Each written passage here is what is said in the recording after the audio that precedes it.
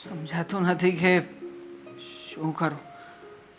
હા, માલિકે તો પૈસા આપવાની પણ ના પાડી દીધી ને હવે કોની પાસે જાવ ને કેવી રીતે માગું કંઈ સમજાતું નથી. પહેલા બહેન તું આવી ગઈ?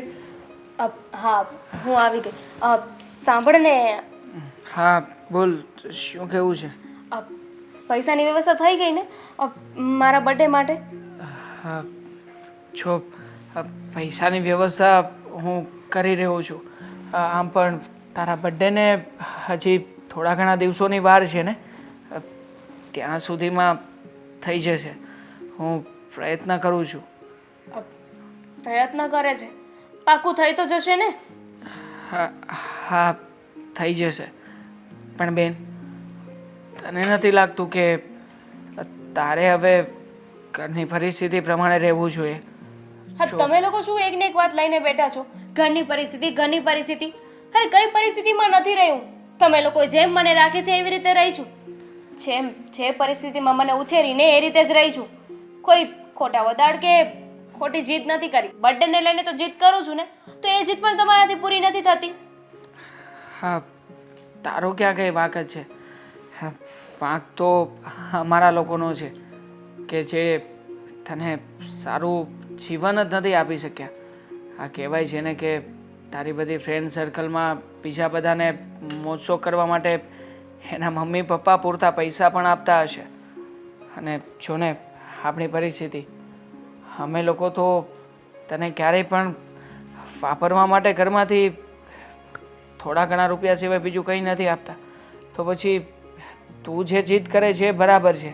જો તારે જેમ પૈસાની વ્યવસ્થા કરી હોય ને એમ કરજે, પણ હોટલમાં પાર્ટી તો આપવી જ પડશે. કારણ કે મેં છે ને બધાને ઇન્વાઇટ કરી દીધા છે. મારી બધી ફ્રેન્ડને કહી દીધું છે કે મારો બર્થડે હોટલમાં સેલિબ્રેટ કરવાનો છે. એટલે પ્લીઝ હા, છેલ્લા એન્ડ મોમેન્ટ પર કંઈ નવા જૂની ના કરતો. ના ના, કંઈ નવા જૂની નહીં કરું બેન. હું ગમે તેમ કરીને રૂપિયાની વ્યવસ્થા કરી લઈશ. મારા માટે તારો બર્થડે અને તું ખુશ થાય ને એ વધારે જરૂરી છે. ગમે ત્યાંથી કદાચ કોઈક લોકોના હાથ પગ પકડવા પડે ને તો એમ કરીને પણ પૈસાની વ્યવસ્થા કરી લઈશ. ભાઈ એવું બધું કરવાની શું જરૂર છે? અરે પપ્પાએ પેલી વીંટી આપી હતી એ મારી પાસે છે જ ને. કહેતો હોય ને તો એ સોનાની વીંટી આપણે વેચી નાખીએ. ના બેન ના, સોનાની વીંટી એ પપ્પાએ તને આપેલી છેલ્લી નિશાની છે. પપ્પા તો મર્યા ને ત્યારે કહીને ગયા હતા કે જોજે હો દીકરા, હા તું તારી બહેનને જીવથી વધારે સાચવજે. એના લગ્ન ધામધૂમથી કરાવજે. એને જેટલું સોનું ચાંદી જે કે પણ લેવું પડે ને એ બધું જ લઈ આપજે. જોકે મારી પરિસ્થિતિ અત્યારે એવી તો નથી કે તને સોના ચાંદીના ઘરેણાં કરાવડાવી શકું. પણ હા, પપ્પાની આપેલી છેલ્લી નિશાની જે તારી પાસે છે ને એ પણ તારી પાસેથી લઈ લઉં ને એવો નમાલો ભાઈ નથી હું. રહેવા દે, તારી પાસે પૈસાની વ્યવસ્થા થઈ જશે. ફાઇન, જલ્દી કરજે. એ હિસાબથી મારે બધાને એડ્રેસ તો આપવું પડશે ને કે કઈ હોટલમાં પાર્ટી આપવાની છે. હા હા હા, જલ્દી, બહુ જલ્દી હું બધું નક્કી કરી નાખીશ.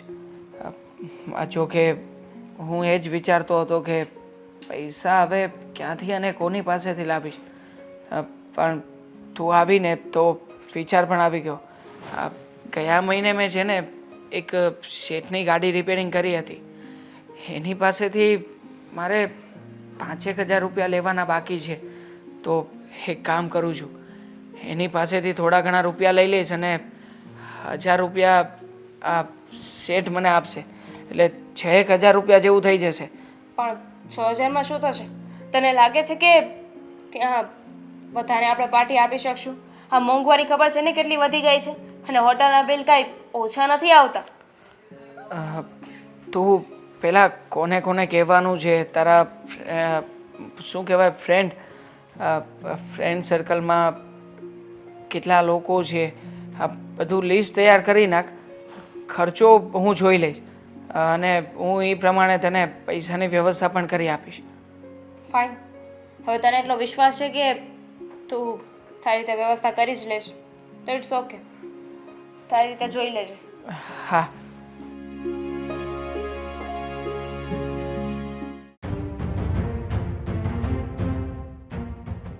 નમસ્તે સર. હા પૈસા લેવા માટે આવ્યો છું. એમ નહીં મારા તને બેહવાનું કોઈ કીધું છે? ના લો બસ મારા પૈસા ગેરેજમાં એ દિવસે ગાડી રિપેરિંગ કરી આપી હતી તમને. પૈસા આપી દો ને. જો માનું છું કે હું સમય કરતાં પહેલાં આવ્યો છું. તમે મને કહ્યું હતું કે 10 તારીખે આવજે. આજે 5 જ તારીખ થઈ છે પણ શેઠ એમાં એવું છે ને કે મારે તાત્કાલિક પૈસાની જરૂરિયાત ઊભી થઈ છે એટલા માટે તમારી પાસે આવ્યો છું.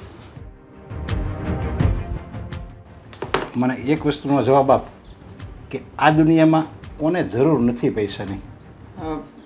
બધાને, પ્રત્યેક વ્યક્તિને પૈસાની જરૂરિયાત રહે જ છે પણ જુઓ મારી જેવા નાના માણસને અત્યારે તાત્કાલિક જરૂરિયાત ઊભી થઈ છે. મારી બહેનનો જન્મદિવસ આવે છે એટલે મારે એને કંઈક વસ્તુ આપવી છે અને એનો બર્થડે સારી રીતે ઉજવી શકે ને એવું કંઈ કરવું છે. જુઓ છે તમારી માટે તો રૂપિયા એટલે નાનામાં નાની વસ્તુ કહેવાય. મારી જેવા વ્યક્તિ માટે તો રૂપિયો એટલે જુઓ પ્લીઝ અમારી માટે બહુ મોટી વસ્તુ કહેવાય રૂપિયો. તમે મને મારા 5000 રૂપિયા એ દિવસના થાય છે ને. હું છે ને તને એ જ કહું છું, અમારી જેવા માટે જ છે સમજ્યા. આ બર્થડે ગિફ્ટ આપવી એ બધું અમારી જેવા માટે છે. તમારી જેવા માટે એ બધું કાંઈ નથી. તમારે તો છે ને મજૂરી કરવાની હોય અને જે મળે ને એના રોટલા બનાવીને ખાઈને પછી સૂઈ જવાનું હોય. બસ એટલું જ તમારું જીવન છે તમારા નાના માણસોનું. અને તું મને કહેશો કે મને રૂપિયા આપી દો એમ? વિશ્વનાથ પ્રતાપ સિંહને તું ઉઘરાણી કરે છે, તને શરમ નથી આવતી? જુઓ શેઠ ખબર છે મને કે તમારું મોટું નામ છે માર્કેટમાં. મારે આવી રીતે ઓફિસ સુધી ના આવવું જોઈએ પણ મેં કહ્યું ને તમને કે મજબૂરી છે મારી, લાચારી છે મારી. માટે પ્લીઝ તમે 5000 રૂપિયાની વ્યવસ્થા કરી આપો ને મને. મેં તને કીધું તું 10 તારીખે હું તને આપીશ રૂપિયા, તો ત્યારે તે મને એમ કીધું હોત ને કે નહીં મને 5 તારીખે આપજો તો હું તને 5 તારીખે આપત. રૂપિયા છે જ મારી પાસે. તને કેટલા દેવાના છે? 5000 ખાલી. હા જો આ 1 2 3 4. મને ખબર હતી તમે મને તરત જ રૂપિયા આપી દેશો. હું આ તારું ને આ 5000 તારા જ છે ને, તને હું આપી શકું પણ નથી આપવાના. શેઠ તને ખબર પડવી જોવે કે હું બોલું ને એમ જ કરું. 10 તારીખનું મેં કીધું તું ને એટલે હું તને 10 તારીખે જ રૂપિયા આપીશ. તારી હિંમત કેમ થઈ અહીંયા આવવાની? શેઠ મહેનતના રૂપિયા માંગવા આવ્યો છું. બાકી હું તમારી પાસે ઉછીના પાછીના કે તમે આપેલા રૂપિયા માંગવા નથી આવ્યો. જુઓ મને મને મારી મહેનતના રૂપિયા છે. મારી મહેનતના રૂપિયા આપી દો ને. એટલે તમે આપેલા રૂપિયા મને કામ લાગશે. મારું કામ થઈ જશે, તમારું કામ પણ થઈ જશે. તમારે આવવું નહીં પડે મારી દુકાન સુધી. હવે આ મારી મહેનતના છે, મારા રૂપિયા છે, મારા હકના છે એવું તું મને સમજાવીશ? એક તો તું અહીંયા ઉઘરાણી કરવા આવ્યો અને પાછો મને ઉપદેશ આપે છે. હાથ નહીં ઉપાડો ને શેઠ. હાથ નીકળ મારા ઓફિસમાંથી. આવતો નહીં બીજી વાર. શેઠ 10 તારીખે આવજે. મને મારા રૂપિયા આપી દો એટલે હું જતો રહીશ. મારે તમારી પાસે બીજી કોઈ અપેક્ષા નથી. માત્ર મારા રૂપિયા આપી દો ને. જો મને 5000 રૂપિયા બહુ જરૂરી છે અત્યારે. મને મારા રૂપિયા આપી દો બસ. 5000 નહીં, તને 5 રૂપિયા નહીં મળે. ભલે તારા હક ના રહ્યા સમજ્યા. અને આ તું આ આવ્યો ને એ જ તારી ભૂલ છે. અને તને મેં કીધું ને કે નીકળે અહીંયાથી. નહીં, હું મારા રૂપિયા નહીં મળે ને ત્યાં સુધી ક્યાંય જવાનો નથી. હું મારા રૂપિયા લઈને જઈશ બસ.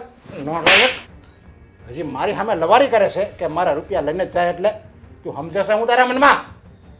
શેઠ ભાવ થઈ ગયું હવે. હું તમારું માન અને મર્યાદા રાખીને તમારી સામે કંઈ બોલતો નથી તો એનો મતલબ એ નથી કે તમે મારી ઉપર હાથ ઉપાડો. અરે તારા જેવા નાના માણસને માન હું ને અપમાન હું સન્માન હું એ બધું અમારી જેવાને હોય, ના માન ને અપમાન ને. તારી જેવા માણસને તો ખાલી હાથ જ જોડવાનો હોય, પગે પડવાનું હોય. હું તમારા પગે પડવા પણ તૈયાર છું. હું પગે પડી જઈશ. મને આપો ને રૂપિયા. શેઠ જુઓ, આવું નહીં કરો. તમે મને આજનો દિવસ રૂપિયા આપો. 10 તારીખે હું પાછા આપીશ તમને. બસ મને આજે તું મને 10 તારીખે પાછા આપીશ એટલે હું કે તારી જો ભિખારી છું કે તારી પાસે હું રૂપિયા માગું? મને એમ કહી શકે તું 10 તારીખે હું તને પાછા આપી દે? નહીં, એ ક્યારેય નહીં બને. તને 10 તારીખ પહેલા 1 રૂપિયો નહીં મળે. જા નીકળ અહીંયા. શેઠ, તમે આવું નહીં કરો. શેઠ, મને કહેશો? શેઠ, તું બેઠો. આરામ. નીકળ અહીંયાથી. આરામખોર. વિશ્વનાથ પ્રતાપસિંહનો કોલર પકડે છે. ભલા મરી જા તું.